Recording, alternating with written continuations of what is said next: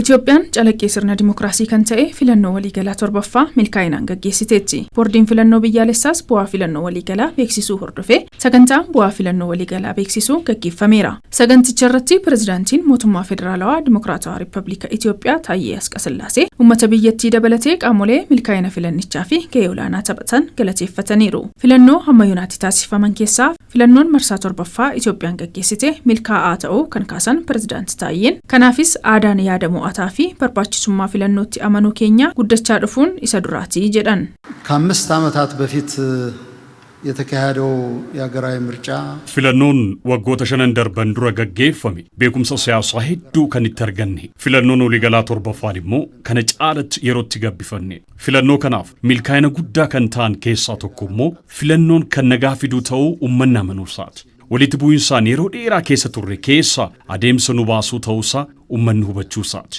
Ammallee qaamolee kanaan ala yaadan jiraatanis garuu uummanni hamma kana ga'u bahee filachuusaatiif filannoon ala nageenya akka hin jirre agarsiistu maaltu jira? ከዚህ ባህል መላቀቅ መለያየት እንደምንፈልግ ከዚህ የበለጠ ቃል ምን አለ? Uummanni hojiilee gaggaarii akka biyyaatti jiran kan tursiisuuf barbaada kan jedhan pirezidaanti Taayyeen filannoo karaa fedhiisaa kana ittiin agarsiisu ta'uu himan.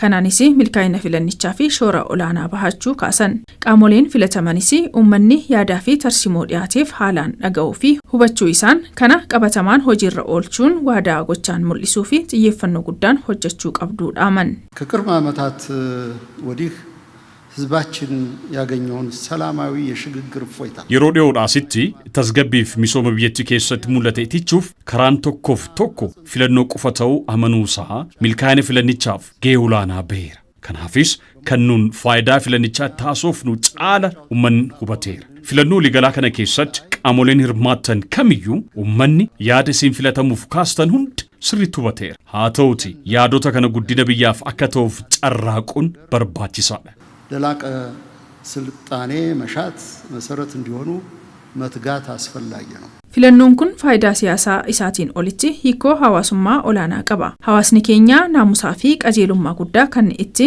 nu barsiisedha kan jedhan pirezidaantiin mootummaa federaalawaa Dimookiraatawaa Riippaabilika Itoophiyaa Taayyee Asqasillaasee kanarraas barachuu qabnaa jedhan.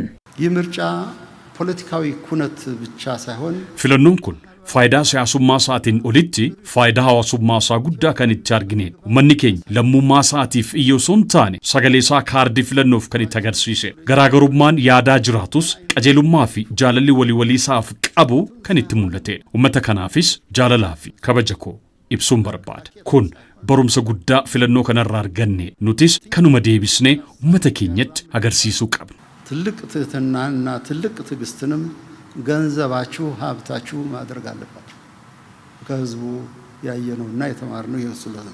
Tokkon tokkon sagalee uummataa imaanaa chaappaadhaan nutti kenname waan ta'eef imaanaa nutti kennamee fi akka amanamnu adaraa kan jedhan pirezidaanti Taayyeen qaamolee filannoon ala gara aangootti dhufuuf yaadaniifis barichis uummannis waan hin eeyyamneef dafaatii karaa isa sirriitti deebi'aa dhaaman.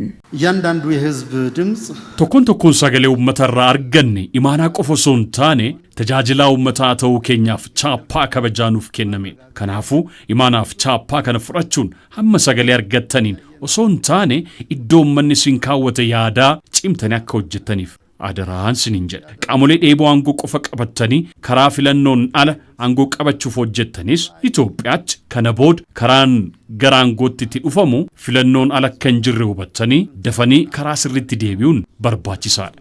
ፈጥኖ ትክክለኛውን መስመር መያዝ እየተገባ ነው።